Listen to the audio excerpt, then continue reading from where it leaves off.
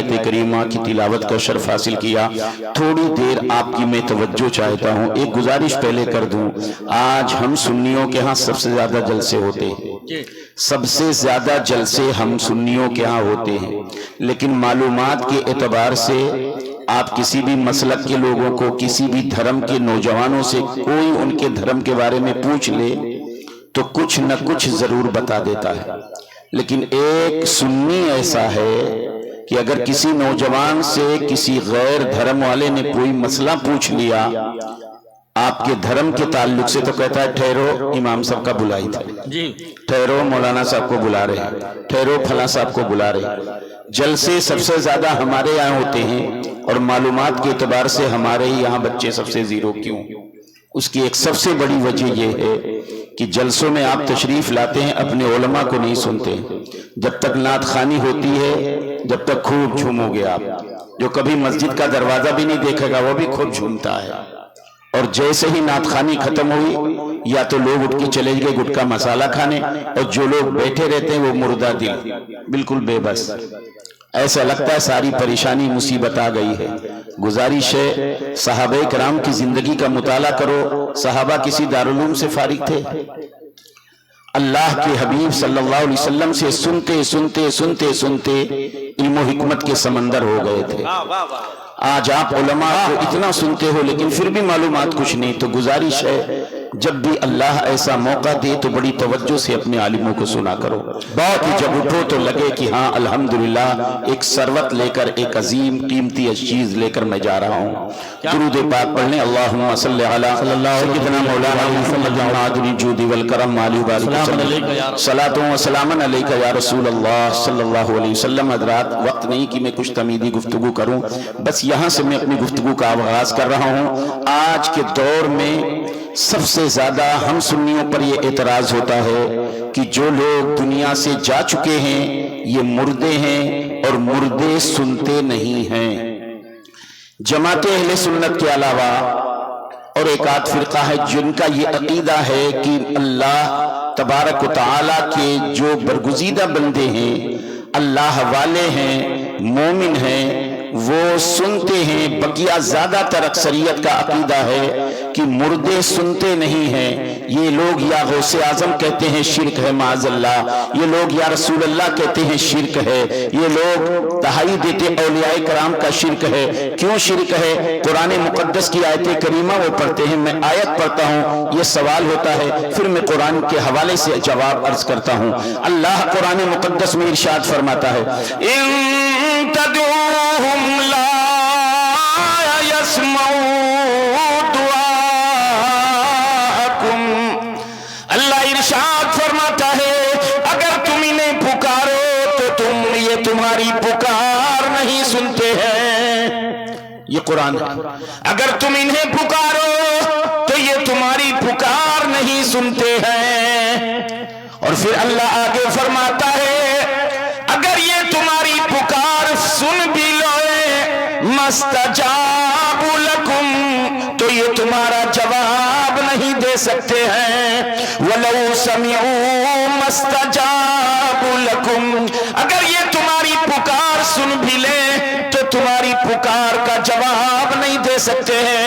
اب سنی سیدھے سادھے مسلمان ان کو ایک مولوی آ کر سمجھانے لگا یہ قرآن ہے، بیچارہ سامنے کھڑا ہے کہہ رہا ہے ارے مولانا تو قرآن کا حوالہ دے رہے ہو کہ یہ سنتے نہیں ہیں، یہ لوگ سنتے نہیں ہیں جو مردہ ہو گئے ہیں۔ اللہ کی عزت کی قسم جب اپنے عالموں کے پاس آؤ گے اور عالم سے کہو گے اے میرے عالم میرا عقیدہ ڈگمگانے لگا، اللہ کا قرآن جب کہتا ہے ان تدعوہم لا يسمعوا دعاءکم، اگر انہیں پکارو تو تمہاری دعا نہیں سنتے ہیں، تمہاری پکار نہیں سنتے ہیں، تو یا رسول اللہ کیوں کہتے ہو، یا غوث اعظم کیوں کہتے ہو، یا خواجہ غریب نواز کیوں کہتے ہو، یا سجدہ سالار مسعود غازی پاک کیوں کہتے ہو، یا وارث پاک کیوں کہتے ہو؟ فوراً علامہ ہمارا جواب دے گا، ہمارا عالم جواب دے گا اے دنیا کے مسلمانوں، یہ قرآن کی جو آیت کریمہ ہے یہ بتوں کے حق میں نازل ہوئی ہے۔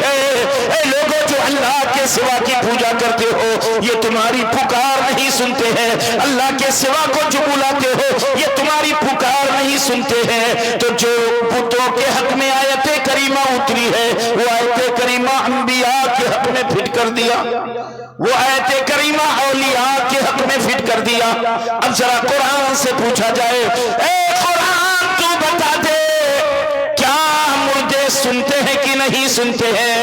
میں قرآن پڑھتا ہوں، فیصلہ آپ کریں گے۔ اللہ کا قرآن میں پڑھ رہا ہوں، وَأُبْرِئُ الْأَكْمَحَ وَالْأَبْرَصَ وَأُحْيِي الْمَوْتَىٰ بِإِذْنِ اللَّهِ۔ عیسیٰ علیہ السلام کی حکایت قرآن بیان کر رہا ہے۔ عیسیٰ علیہ السلام فرماتے ہیں میں مادرزاد اندھوں کو شفا دیتا ہوں، میں کوڑھیوں کو شفا دیتا ہوں۔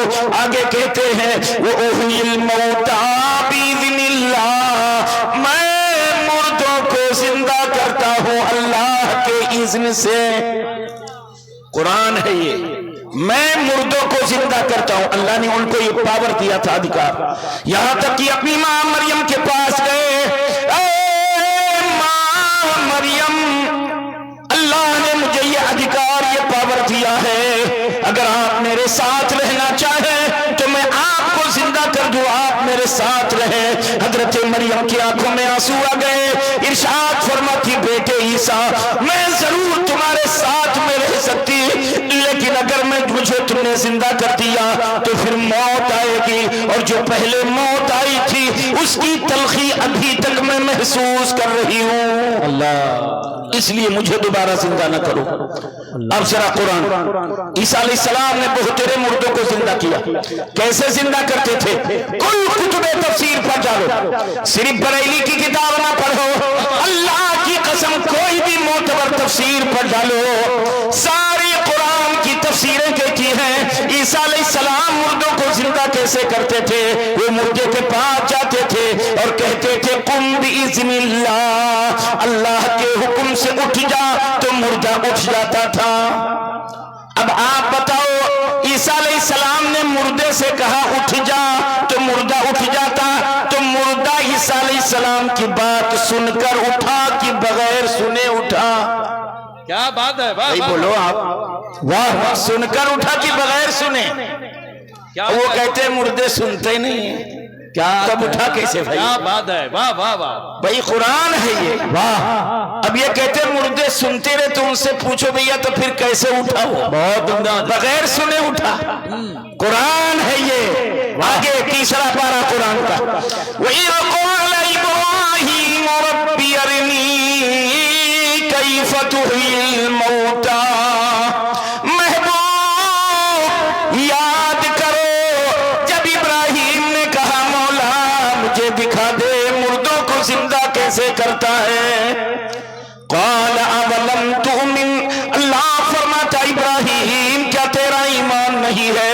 قَالَ بَلَىٰ وَلَٰكِن لِيَطْمَئِنَّ قَلْبِي، مولا میرا ایمان تو ہے، مجھے یقین تو ہے، لیکن اگر دیکھ لوں گا تو حق الیقین حاصل ہو جائے گا۔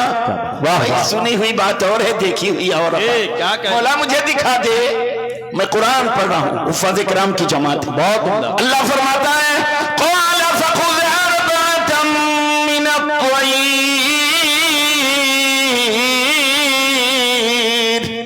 اے میرے پیغمبر ابراہیم 4 پرندے پکڑ لاؤ۔ یہ 4 پرندے کون لائے گئے؟ کوا لایا گیا، مرغا لایا گیا، کبوتر لایا گیا، مور لایا گیا، یاد رہے۔ ابھی میں گفتگو کروں گا یہ 4 ہی پرندے کیوں، کوا، مرغا، کبوتر، مور، یہ 4 پرندے لائے گئے۔ قرآن مقدس پڑھ رہا ہوں، قال فخذ أربعة من الطير، اللہ ارشاد فرماتا ہے اے میرے خلیل ابراہیم 4 پرندے پکڑ لاؤ۔ 4 پرندے لے آئے، اللہ فرماتا ہے فَسُرُهُنَّ، پھر انہیں بوٹی بوٹی کر لو، ذبح کر لو، پھر بوٹی بوٹی کر لو، قیمہ بنا لو، سب مکس کر کے قیمہ بنا لو۔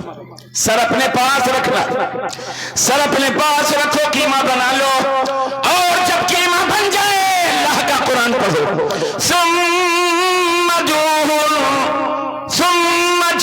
علی کل جبل منہن، پھر ان سب کو لے جاؤ تمام پہاڑ کی چوٹیوں پر رکھ دو.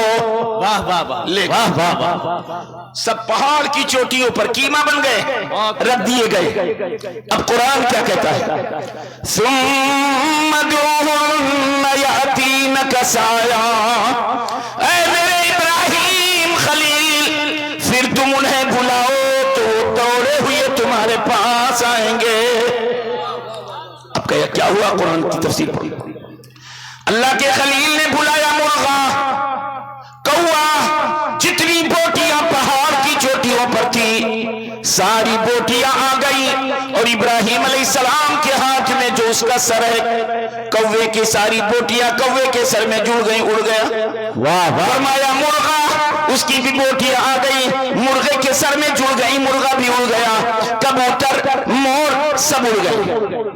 اب ذرا آپ سے میں پوچھنا چاہتا ہوں، جب ابراہیم خلیل اللہ نے فرمایا، اللہ نے فرمایا قرآن کے ذریعے، اللہ فرماتا ہے ثم ادعوهن، اے میرے خلیل تم انہیں بلاؤ، تم انہیں بلاؤ تو دوڑے آئیں گے.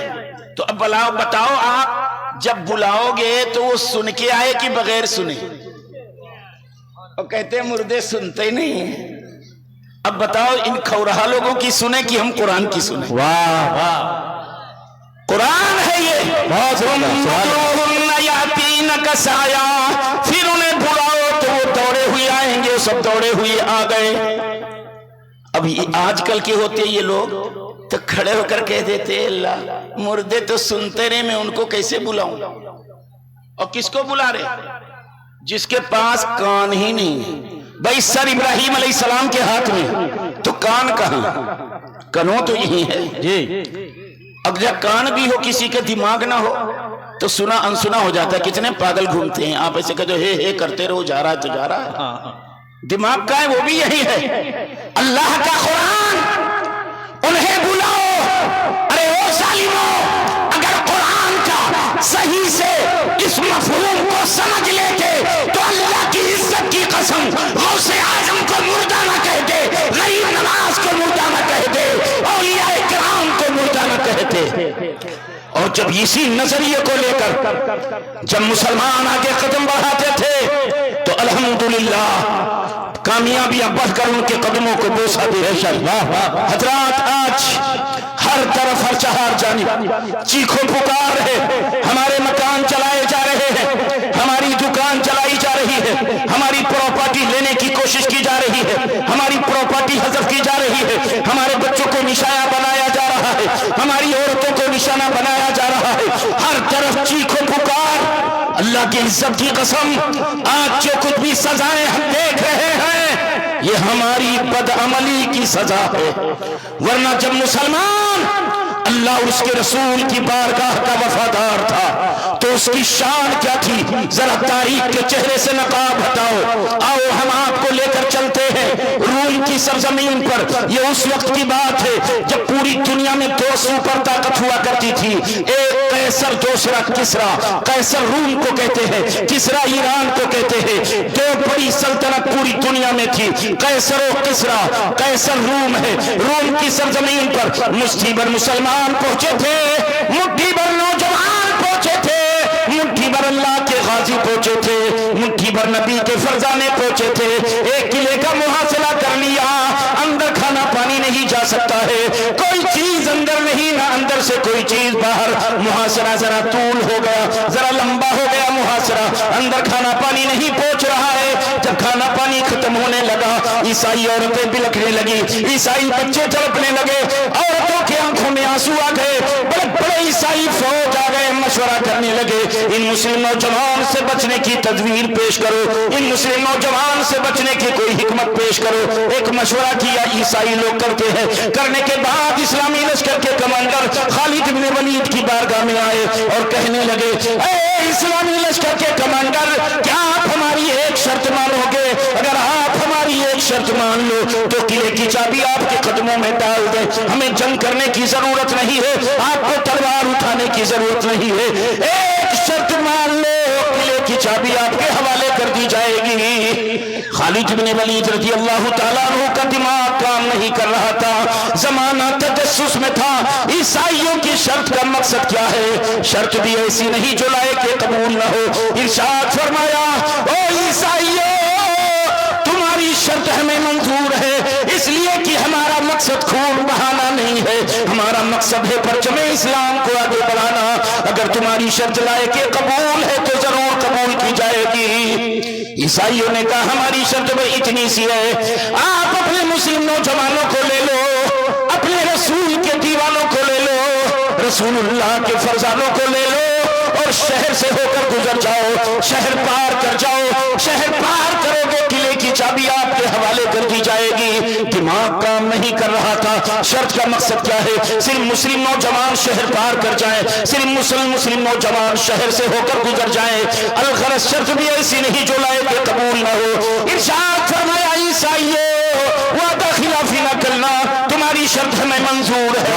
وعدہ ہو گیا، دن متعین ہو گیا، وقت متعین ہو گیا۔ ایک قاصد نے آ کے بتایا، اے اسلامی لشکر کے کمانڈر، آج وہ دن آ گیا ہے، اپنے نوجوانوں کو لے کر شہر گزرو، شہر سے گزرو، نبی کے دیوانوں کو لے کر شہر سے گزرو۔ خالد بن ولید نے اپنے نوجوانوں سے کہا، اے نوجوانوں، آج اس شہر کو پار کرنا ہے، اس شہر کی کو کوچ کرنا ہے، اس شہر کو پار کرنا ہے۔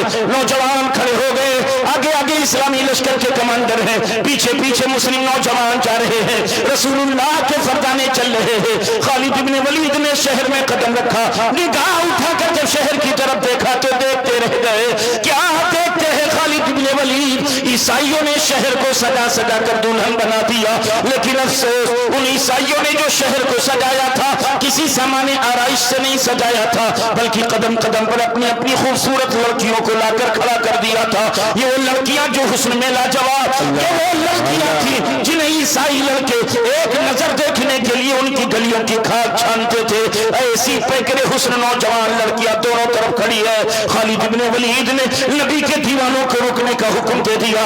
جب رسول اللہ کے فردانے کھڑے ہو گئے، خالد بن ولید فرماتے ہیں، اے رسول اللہ کے دیوانوں، اے اسلامی مجاہدوں، آج جب عیسائیوں نے یہ جان لیا یہ مسلم نوجوان ایسے جنہیں کسی تلوار سے نہیں کاٹا جا سکتا، یہ مسلم نوجوان ایسے ہیں جنہیں کسی طاقت سے پیچھے نہیں کیا جا سکتا، اس لیے آج انہوں نے اپنی لڑکیوں کے حسن کو استعمال کیا ہے۔ اے اللہ کے غازیوں، آج جو بھی تمہارا قدم اٹھے گا قیامت تک دنیا والوں کی نگاہوں کے سامنے ہوگا۔ آج اگر تمہارے قدم پھسل گئے، اللہ کی عزت کی قسم تم نہیں رسوا ہوگے، مسلمانوں کی شان ایمانی رسوا ہو جائے گی۔ اے رسول اللہ کے دیوانوں، آپ بتا دو حسن کے جال میں وہ پھنسا کرتا ہے جس کے دل میں پہلے سے کوئی حسن نہ موجود ہو، لیکن مصطفیٰ جان رحمت کے دیوانوں کے دل میں رسول پاک کا ایسا حسن موجود ہے جس حسن کے سامنے دنیا کی کسی حسن کی گنجائش نہیں ہے۔ اے اللہ کے غازیوں، آج تمہیں بتانا ہے مسلم نوجوان کی جوانی کیا ہوتی ہے، مسلم نوجوان کی جوانی کی تقدس کیا ہوتی ہے، مسلم نوجوان کی جوانی کیا ہوتی ہے۔ پھر آیت کریمہ قرآن مقدس کی ایک آیت کریمہ پڑھی تھی، سبحان اللہ۔ اللہ قرآن میں فرماتا بسم اللہ الرحمن الرحیم قل للمؤمنین یغضوا من ابصارہم، اے محبوب مومن مردوں سے کہہ دو اپنی نگاہیں نیچی رکھے، اللہ اپنی نگاہیں نیچی رکھے۔ اے نبی کے دیوانوں، نگاہیں نیچی کر لو۔ اللہ کی عزت کی قسم جب نگاہیں نیچی کر کے نوجوان چلنے لگے، حسن دعوت نظارہ دے رہا ہے، ہر لڑکی یہی چاہ رہی ہے، اے کاش کسی مسلم نوجوان کی نظر میرے اوپر پڑ جائے۔ اللہ کی عزت کی قسم تاریخ بتاتی ہے، کسی کا قدم پھسلنا تو درکنار، کسی کی نظر تک نہ پھسلی اور پورا شہر پار کر گئے۔ جب پورا شہر پار کر گئے تو وعدے کے مطابق ہزاروں کی تعداد میں عیسائی قلعے کی چابی لے کر آ گئے۔ کہنے لگے اسلامی لشکر کے کمانڈر، ہم یہ جان رہے تھے یہ مسلم نوجوان ایسے جنہیں کسی لوہے سے نہیں کاٹا جا سکتا، یہ مسلم نوجوان ایسے ہیں جنہیں کسی طاقت سے پیچھے نہیں کیا جا سکتا، اس لیے ہم نے اپنی لڑکیوں کے حسن کو استعمال کیا تھا، کیونکہ